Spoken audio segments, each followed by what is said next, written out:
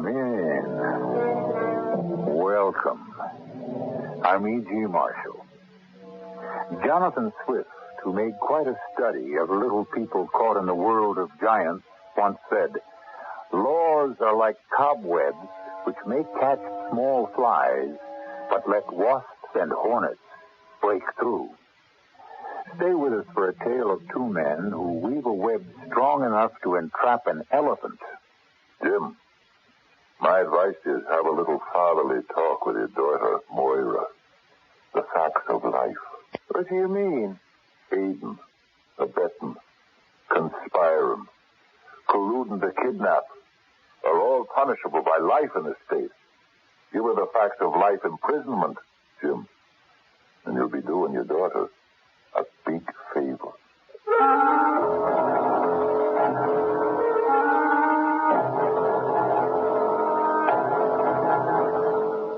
Our mystery drama, The Two Sams, was especially written for the Mystery Theater by Gerald Keane and stars Fred Gwynne and Russell Horton. It is sponsored in part by Contact, the 12-hour cold capsule. I'll be back shortly with Act One.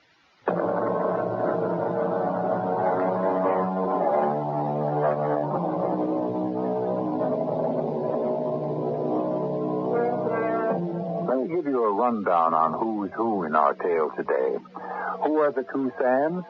One is young Sam Jacobs. You'll find him down the hall in the law building, room 1111. His name is on the door, Sam Jacobs, attorney at law. The other is Sam, is Samson O'Malley, 55, a retired cop. You'll find his name on the same door, lower right-hand corner, small letters, Samson O'Malley, Private Investigations. Let's go in. Hey, Sam, don't make me tell you on the telephone. The office is yours. We share. Come move in. Well, there's a desk for you, a chair for you, a telephone for both of us. When we make our first big buck, you can have a phone of your own. Sam, I've even got your name on the door. Samson O'Malley, Private Investigations.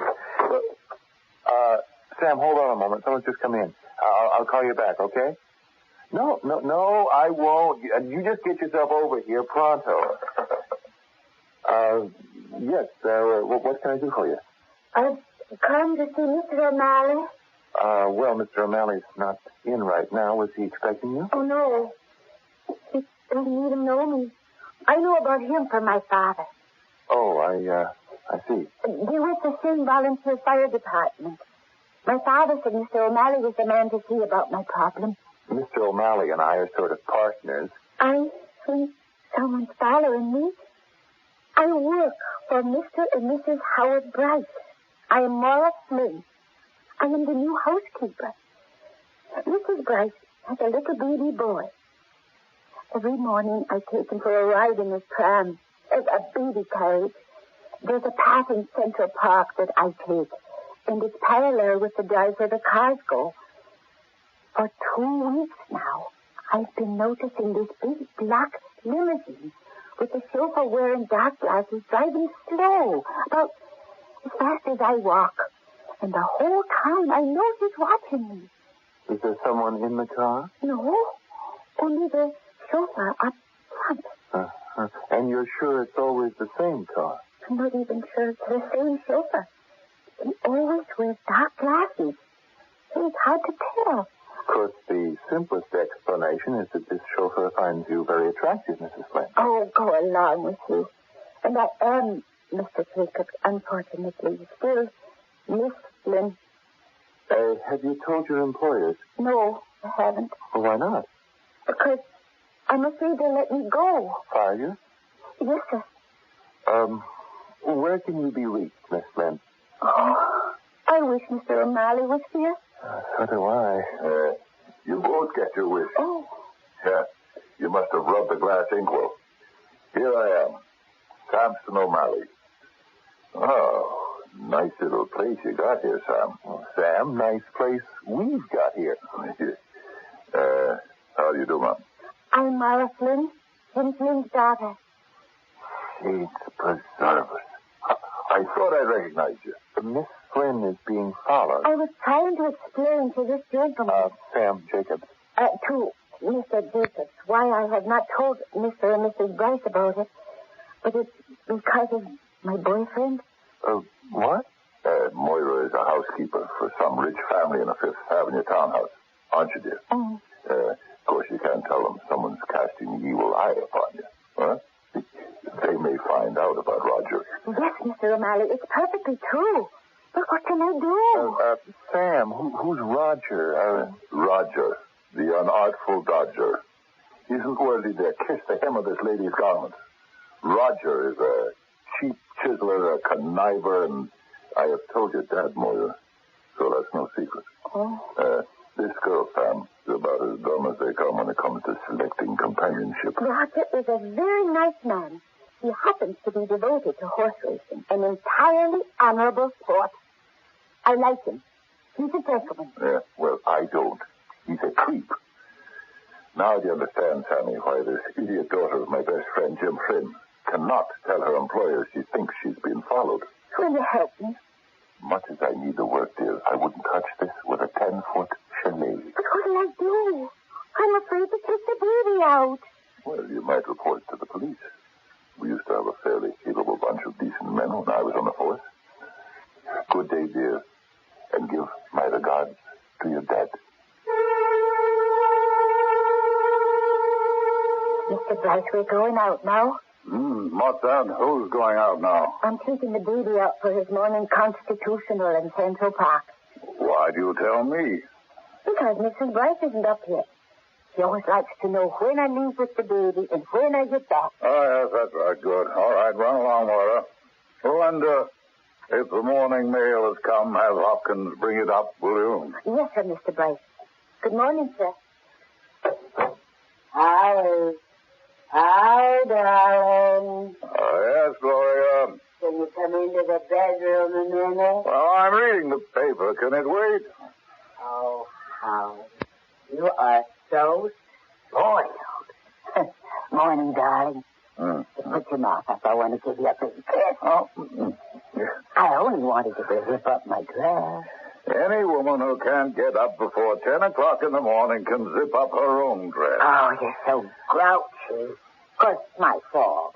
I suppose you were rotten before we were married, and now you won't lift a finger. Well, you got paid well, and don't you forget it. $100 a day for nursing a man with a bad heart. Highway robbery. $10 an hour for being at the beck and call of a crotchety rich old man. That's some bargain. I married you, didn't I? Oh, Howard, you got the best deal of your life marrying me. Now it's 24 hours a day on the job with no pay. Oh, no pay, is it? A closet full of clothes, dressing table full of jewels, charge accounts, travel. What do you need money for? I'm surprised we get along as well as we do. Well, I'm not. People will do anything for money. So what's to be so surprised about? Well, not everybody would do anything for money, darling. Maybe for love, but not for money. Oh, you married me for love, did you? Well, you know darn well I did. You made sure of it, didn't you? Well, I suppose you mean the agreement. Yes, I do. You didn't expect I'd go right ahead and sign it straight off just like that. You're right. First surprise I have in years. A woman who'll marry me and accept so little money after my death. So perhaps I did love you after all, you big complainer. Did? I guess I still do. Even after 6 months. You're not a bad guy, really. I'll always love you, Howard, for what you've done for the baby. Oh, you mean giving it my name? What a sweet old-fashioned thing to say. Mm-hmm. Giving the baby your name. Well, what else would you call it? When he goes to college, he'll be Bill Bryce. I could never thank you enough. I don't know anyone who would have been that generous to marry a girl with a baby out of wedlock. It's all worked out fine for me, Gloria. You know, I didn't know I liked babies that much. You do, don't you? Oh, cute as a button. And tell you what else, Billy knows me. Oh, yes, he does. Recognizes me the minute I go into the nursery. At 8 months, real smart. love that child, Gloria. Little Billy loves you too, Howard.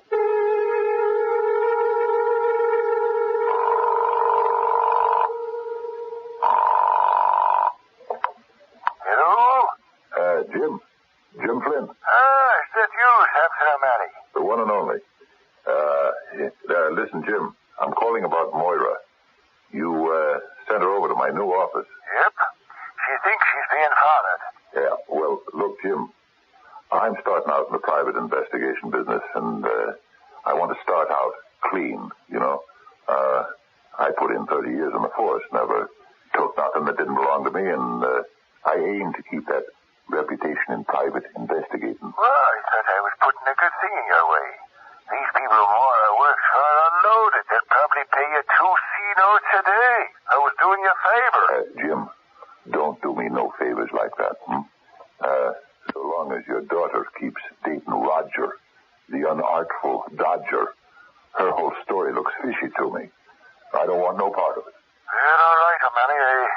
I respect your judgment. You ought to have a little fatherly talk with Moira, Jim. Give her the facts of life. What do you mean? Me? Aiding, abetting, conspiring, colluding to kidnap are all punishable by life, Jim, in this state. Give her the facts of life imprisonment, Jim, and you'll be doing your daughter a big favor. Well, gotta hang up now and open my mail. We've got a busy office here.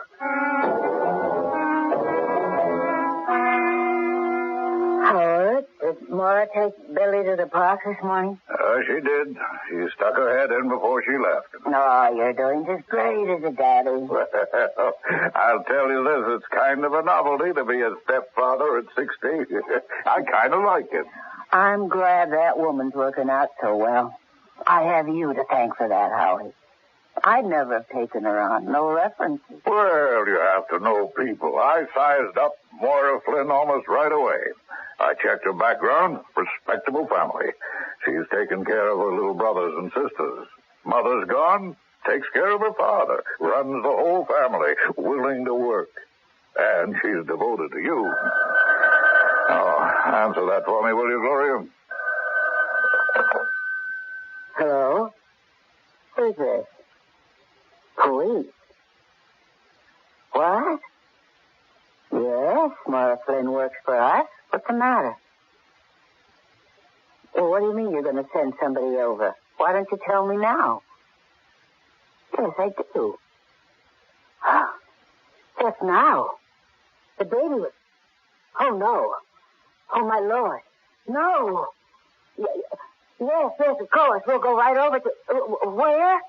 The precinct house on 74th. Yes, right away.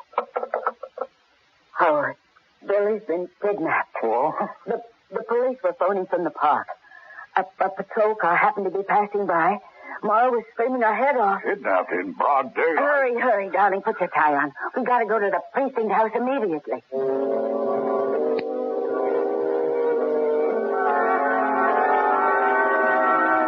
Did you hear that? Hurry, darling, and put your tie on. I mean, what a wild thing for a mother to say at a time like this. I'll be back shortly with Act 2.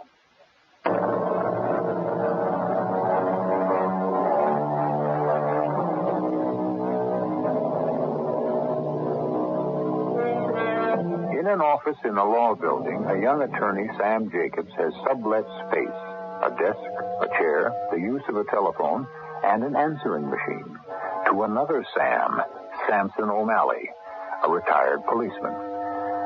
The one case O'Malley, now a private investigator, did not want to pursue was that of a housekeeper who had reported she was being followed.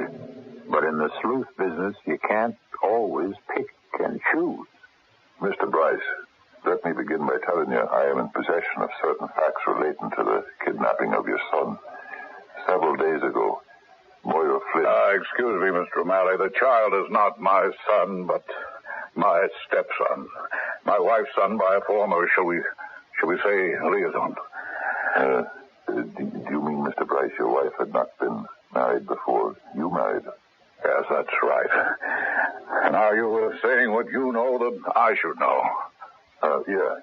The day before the kidnapping, your housekeeper, Moira Flynn, came to see me to say she was being followed. Yes, I know all that. In fact, it was at her recommendation that we engaged you. Her father and I are old friends, and I was aware that Miss Flynn was dating a man of questionable reputation. In fact, you might say his reputation is lousy. He's a known gambler and not unknown in criminal circles in the city. I'm sorry to hear that. My wife will be also. We had great confidence in Moira. Yeah, well, you see what I'm getting at. Yes, an inside job. That's what you're telling me. Quite possibly. Now, if I may, I'd like to have a few words with Mrs. Bright. Well, so would I, but she was in such a state of shock, our doctor has kept her rather heavily sedated. Since the child disappeared, she's done very little else but sleep. I see. When does the doctor think Mrs. Bryce can be interviewed? Well, he hasn't said, but he is coming over later today, and I'll ask him then. Well, we'll need to talk to her. It's very important, and as soon as possible. Time is essential in these cases. Recollections, well, I needn't go into all of it. But if it's at all possible for us to talk to her, we can come over any time, even this evening. You said we, Mr. O'Malley. Yes, I have an associate, a prominent younger attorney who I may bring into the case. His name is Sam Jacob. Well, if it's helpful, why, certainly. Mr. Bryce, no word from the kidnappers yet? Not a thing. Does no news mean good news or bad news? Neither. I expect they'll be communicating with you by letter or telephone. Should you receive such a letter, I would like you to immediately notify me, even before opening it up. How would I know it's from them? I receive a great deal of mail. Any envelope that looks unfamiliar. Who handles the mail first? Our man Hopkins. Yeah, well, instruct him to wrap it in a handkerchief and bring it to you. Oh, I understand. Yes, you wish to examine it for fingerprints. Right. Then, too, we'll attach an automatic recording device to your telephone so that all calls out or in will be recorded on tape. What good is that? It'll help with identification should the kidnappers telephone you. We can run all tape conversations through a stress analyzer which computes the amount of stress in the human voice. Well, I've heard of those, but I thought they were used to find out whether a voice is telling the truth or not. Quite important. Our instructions you are given bona fide. When you are told where to drop the ransom, is the kidnapper testing you or giving you a false lead? Does he mean it when he tells you where the child can be found? And even what is the health of the child? Well, I had no idea that could be analyzed. When you speak to my wife, I hope you won't go into such details. Here's my card. The answering machine is on day and night, Mr. Bryson. I'm always checking it. I understand you'll leave Moira Flynn of her duties till this is cleared up. I thought it best. Well, I'm on my way over to see her now. Let me know if the doctor permits me to talk to your wife. Moira, I've seen a transcript of what you told the police, but I'd like you to try and remember it again for me. Mr. O'Malley, it's all like locking the stable door after the mare's been stolen. Why didn't you listen to me the other day? I told the police everything. Moira, sometimes when you go over a story, dear, things come back. Details which could be very helpful. All right. I was walking along with little Billy in his pram, and we sat on a bench. I don't know for how long, and all of a sudden someone behind me reached round, held a cloth over my face, and I passed out. You were chloroformed. When I came to, little Billy was gone, and I screamed, and the cops came in a patrol car, and I told them the whole story. Did you struggle when that hand was putting chloroform into your face? I think I did a little, until I began to gag. And then... Explain. With his other hand, he was squeezing my throat. Did you have your eyes open or closed, Moira? Open, of course. And you didn't turn around? No, I couldn't. Did you see anything? Or was the assailant wearing gloves, for instance? No, he wasn't.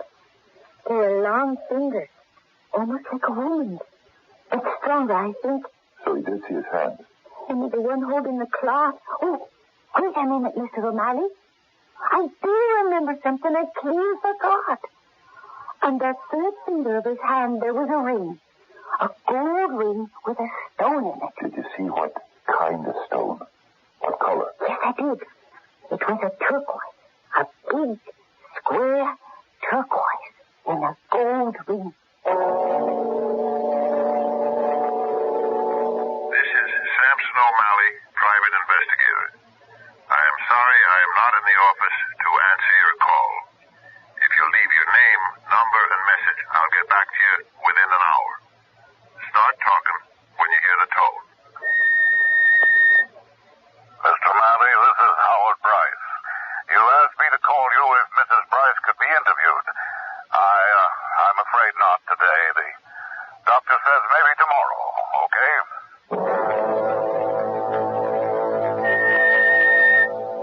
Samson, this is Sam Jacobs. Meet me in the City Archives and Record Building, second floor, as soon as you get this message. It's important. Over here, Samson. What you got? Samson, you see before you the ledgers of life. Now, in this volume, recorded births, and these have marriages month by month. My dear young friend, I know all about City Hall records. What have you found? I marked this ledger with a slip of paper. And checking into our client, Howard Bryce, there. Record of his marriage to Gloria Stedman. What else? Okay. Maiden name Gloria Stedman. Now, let's pick up this ledger. Quite some time earlier. Here, where my paper marker is. Look at that. Stedman. Gloria Stedman. Oh, wow. What do you think of that? Sam, you know this is real nice detective work. Let me copy that down. Morse, Edward, 14 Locust, Pendleton, New Jersey. I'll go get this page photostated, and then let's go somewhere for a shot. It's that great feeling, isn't it? Relief and exhilaration when things start to break your way. Oh, Sam Jacobs, you're a lovely man. A lovely man. Good morning, my love. How are you today? Howard? You look well rested this morning. How'd you like to get up? Any word at all from the kidnappers? No, nothing. Oh. But I've hired 2 excellent men to help the police speed things up. They were here yesterday, wanted to see you, but the doctor said that was out of the question. Why do they want to talk to me? I don't know anything. I know. I've given them and the police all the snapshots I could find of Billy. Now, these detectives, they've installed a tape machine that goes on automatically every time our telephone is used. Records everything. What's that? Every time our telephone... Every time someone uses the phone, it's on tape? Yes. Isn't that a great idea? Oh, I miss my little boy so much. When are they going to ask for a ransom? Darling, what are we going to do? Mr. O'Malley is sure they'll be contacting us soon by letter or phone. And how much are they going to ask? It doesn't matter to me if they want every cent I've got. I'll get your little boy back.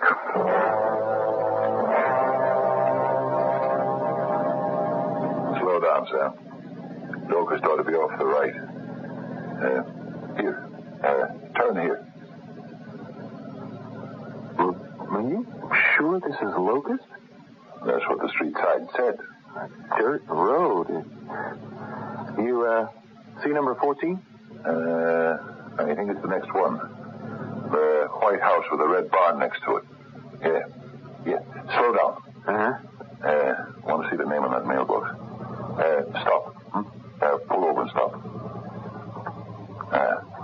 There's the name we're looking for. Thank you, mailbox. Ed Morse. Just like in the marriage records. Well, let's knock on Mr. Morse's door and hand him our special delivery.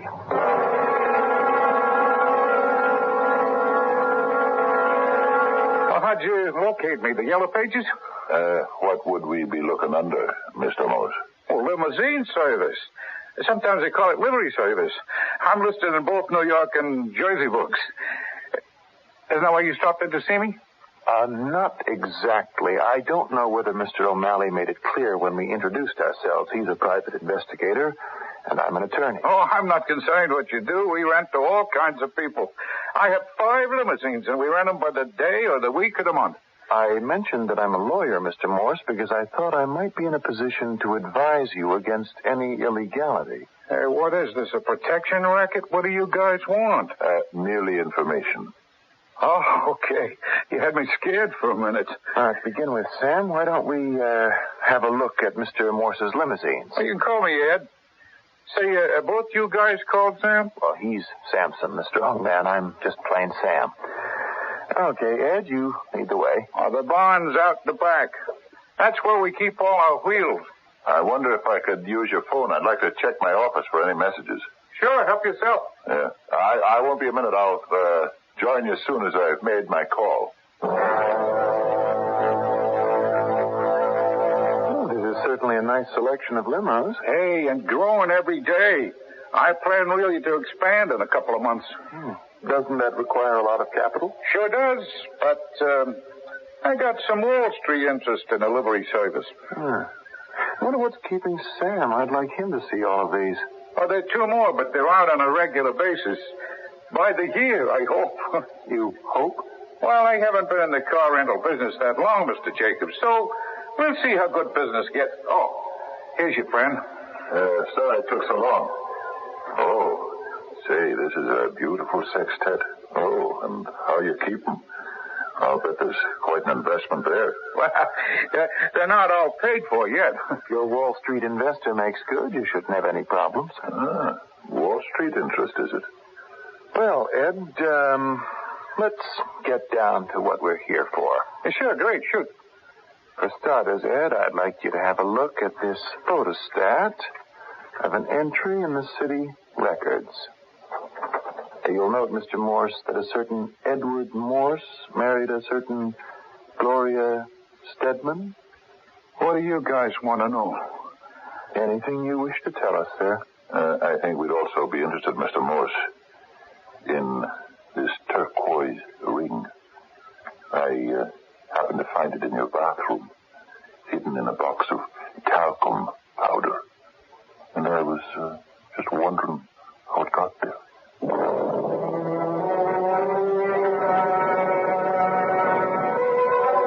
The 2 Sams have asked 2 questions. Here are mine. Who kidnapped the infant? Why? If Gloria was once married to Ed Morse, why did she keep that from her present husband, Howard Bryce? Is she legally married to Bryce? We ought to be relatively close to all the answers since there's only one more act to go. Act 3. I shall return with it shortly.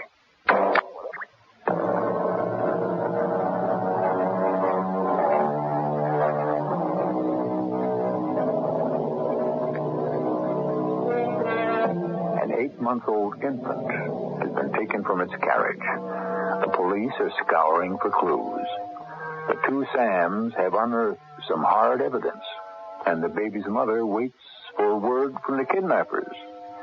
Meanwhile, in a barn filled with limousines... Look, I haven't done anything. What do you guys want? Is this ring yours? Yeah, sure, it's mine, so what? Is that where you usually keep your jewelry? In a talcum powder box? But it's my business, isn't it? Not when a turquoise ring has been identified as worn by a man who chloroformed a woman in Central Park and kidnapped a baby. Hey, wait a minute. What is this? There must be a million guys who wear those rings. Not a million guys who hide them. Okay. I can explain. Sure, I read about Gloria's baby being snatched and what the housekeeper said, and I had this turquoise ring, and who knows, sometimes cops can put 2 and 2 together, and instead of 4, they make it 22. Like you guys did. I didn't want to take any chances, so I hid it. That's the truth. Believe me. You were afraid you might be implicated. So help me. Because it's your baby, isn't that right, Ed? Yeah, sure, it's mine. Hey, you guys really know your stuff. How did you know what to look for when you came here? Morse, nobody can wear a ring for a long time without it making an indentation on the finger. Third finger of the right hand. Look at yours, Ed. See the mark? The same finger on the same hand that chloroformed Moira Flynn. What are you accusing me of? Morse, where were you on the 22nd, the day the child was kidnapped? What time? Between 11 o'clock and 12. On the Jersey Turnpike. Fixing a flat. Now, can I ask you something? What about the ring? That costs money. I'd like to have it back. I want Moira to have a look at this. Well, Samson, I think it's a waste of time, but I'll see you get your ring back, Ed. Don't you worry. Thanks a lot. And, Ed, I know you're just as worried as we are over who snatched little Billy and how fast we can get him back to Gloria. So if I have any questions, is it okay if I give you a call? Oh, sure. And you're right, I am worried. I've been worried all along. Just because Gloria got remarried to this Howard Bryce guy don't mean I'm not head up over the safety of my own kid. Call me anytime. Anything I can do.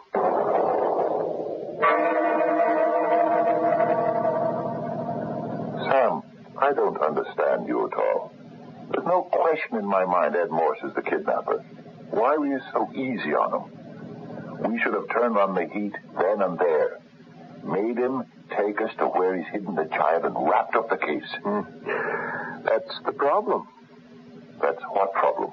Because it's Ed's child. He admitted it was. If the child's legal father is really Ed Morse and he removed it from a baby carriage and the mother brings no charges, a court of law may not consider it kidnapping. Well, that's your job, Sam.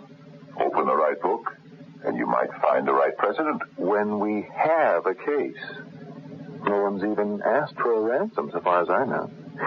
So, what harm does it do to try to be on friendly terms with our livery man? Hello, Mr. Bryce? I'm glad to see you, gentlemen. We've got news for you. What is it? Ransom? Yes, why don't you tell them, Gloria? You spoke to them. About an hour ago, a man called and he said, if you want your boy alive, leave $1 million in used bills at 3 o'clock tomorrow afternoon in the cloisters. No big bills, no marked bills, no cops, no funny business. Did he tell you how Billy was? Yes, he said he's getting the best of care. The baby food he eats and everything. And that's all he said? I think so. I was so nervous. Where in the cloisters? That's a big area. I wrote it down. Here, St. Michel de Cuxa, under left stone bench. I guess it's my move. 1 million. Oh, darling. Oh, I'll get it. Don't worry. Now, if you fellows don't mind, I've got to go talk to some bankers. I'll call you from downtown, Gloria, when I'm on my way home. Mrs. Bryce, now that we're alone, don't you think you ought to notify the child's father that you've been contacted for a ransom? You don't mean Howard? No. No, I mean his real and natural father. So Howard told you. Billy's father? I don't know where he is. I think your story is also you don't know who he is, right? Oh, I'm ashamed to say I don't. You see, there was a party and you had a little too much to drink, so you didn't know what happened. Yeah. It's funny. Ed Morse knows what happened, and he didn't say anything about a party.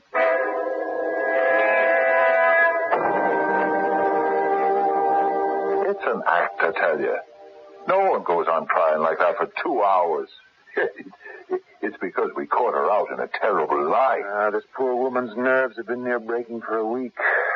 I wish her husband would come home. I don't like to walk out on her when she's sobbing away in the bedroom. Sam, you may know all about your law books, but people don't live by the book. Sam, you'd never make a detective. You're not suspicious enough. Your Honor, may I quote you Charles Dickens, who said, if there were no bad people, there would be no good lawyers. I rest my case. You'd better get your case off that sofa. Howard Bryce is back. Oh, are you still here? Where's Gloria? Sir, I think our questions upset her. She went to the bedroom to lie down. No wonder. It's been a terrible strain. But I'll have the money tomorrow. The bank's putting it into 2 attaché cases. $1 million is a lot of paper. Then what? Oh, I'd say you bring it down to our office. Can they give you an armed guard? They will. And at 3, it'll be dropped off at the cloisters by us. And you'd better wait here for the call telling you where the baby is. You think it'll go all right? No hitches? Yeah, well, no one knows for sure. In my experience, the less false move one makes, the more chances of nothing going wrong. You've got to remember, anyone who would snatch a child is just as frightened as you are. Everyone knows what the penalty is these days, so nobody wants to make a mistake. Oh, Sam, the tape recorder, we haven't checked it. Yeah. Who knows? I may be able to identify the voice. You know, I've heard an awful lot of birds singing in over 30 years. Well, isn't that charming? What is it? Mr. Bryce, would you mind coming in here? What's the matter, Mr. O'Malley? Some kind soul pulled out the AC wire. I plugged it in here. You happen to know anything about this, Mr. Bryce? You mean the tape machine didn't record any phone conversations? Not without power. Well, could it have been an accident? People don't usually pull plugs out of walls accidentally. Well, I don't know anything about it, and I'm sure Mrs. Bryce doesn't either. So we'll have to rely entirely on her recollection of time and place and go along and drop off the money. What about the police? Well, of course, we'll notify them. But the message said no cop. Mr. Bryce, we're not going to have a squad of the boys in blue marching in formation into the cloisters. Well, I don't have much faith in them. You had better, Mr. Bryce. We're going to be working with them. We'd be crazy not to. Let's say you get Billy back safely. You want people like that running around, terrorizing other parents. Of course, we're going to work with the police. If you're sure it's the right thing to do. Mr. Bryce, this isn't fiction, you know. We're 2 super sleuths out with the crooks, out with the cops, and do it all single-handedly. This is fact, Mr. Bryce.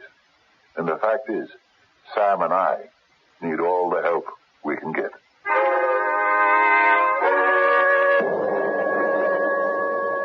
Sam, I was thinking about this office. Mm-hmm.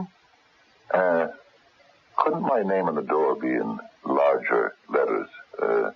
No one's going to find me. Well, if we keep racking up rich clients like Howard Bryce, why not? He's sure a trusting soul. Why? Because he came down to the office with his $1 million and left it with us. Where could we go with $1 million? Are you kidding? Honest men don't do that. How much time do we allow to get to the cloisters from here? Well, I say with the West Side Highway torn up, 45 minutes. But, Sam, you're not going. I am.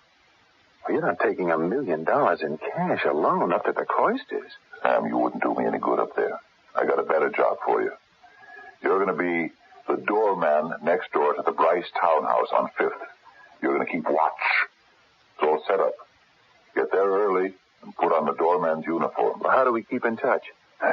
Our nice little reliable telephone answering machine. There's a phone on your corner of 5th, and I'll locate one of the cloisters. We'll just keep calling in and checking each other out.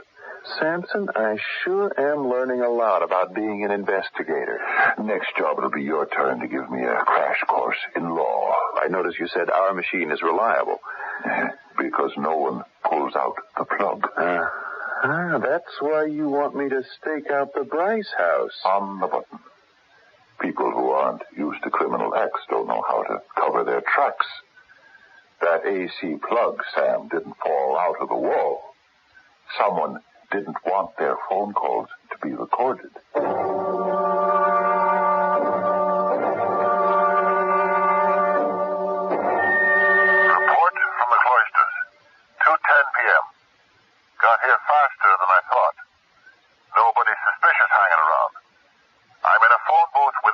the stone bench. I'm not leaving the money there until I have to. This is, doorman Sam Jacobs at 2:30. Ed Morse just drove up in a limousine dressed in a chauffeur's outfit. He's carrying a baby carryall, I'm sure of it. He's gone inside. O'Malley, the Cloisters, 255. Just stash the 2 attaché cases behind the bench. 3:15. No one showed up at the Cloisters yet. I'll give them 15 more minutes. 3:30. Cloisters. Unbelievable. What a jerk. Amateurs are amateurs. Sam, I'll meet you at the Bryce Townhouse at 5 o'clock on the button. Over and out.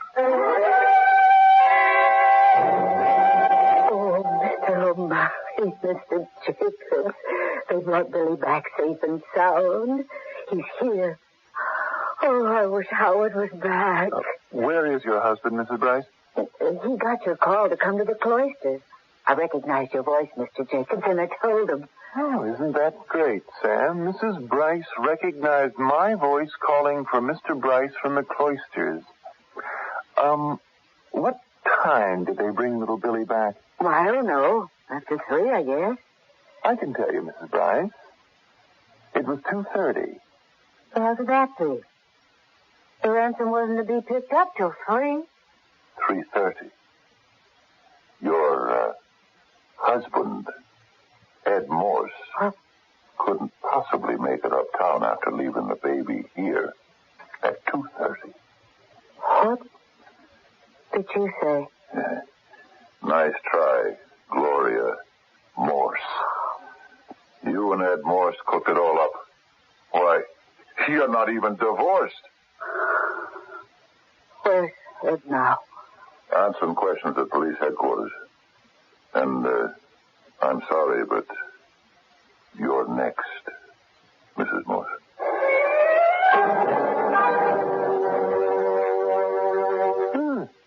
$500 apiece.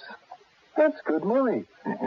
Sam, it cost old Howard Bryce much more than that. Oh, what do you mean? He got his $1 million back? Sam, remember how he prided himself on knowing human nature? When it came to the girl he thought he was married to, he knew less than nothing. What bugs me, Sam, is how to pin a rap on Gloria or Ed. That can't be done. Nobody wants to prosecute. Howard just wants to forget the whole thing. The child was taken by its real father and well taken care of. How about getting Gloria on a bigamy charge? Oh, do you really see the DA involved in a case like that? Sam, you know, I'm sort of glad I moved in with you. I'll get you larger lettering on the door. Coming from a man of letters, Sam, that's a real compliment.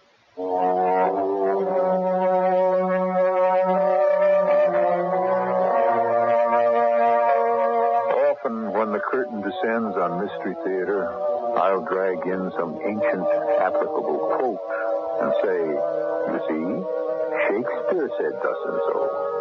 Or a great philosopher or doctor or detective once said so and so, and isn't it true? And what did I tell you? This time, when I return, I think I'll eat my words.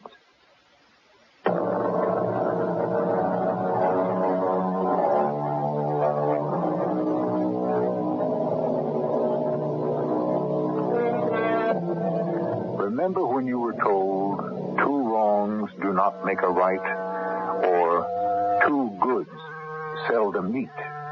What's good for the plant is ill for the peat. Or 2 proud men cannot ride 1 horse. Oh, nonsense. I'd say today's story of the 2 Sams proves, I think, a partnership can work. That 2 heads are better than 1. Now, why didn't I think of that? Our cast included Fred Gwynn, Russell Horton, E.D. Juster, and Ian Martin. The entire production was under the direction of Hyman Brown.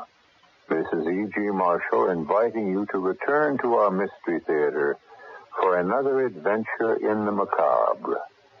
Until next time, pleasant dreams.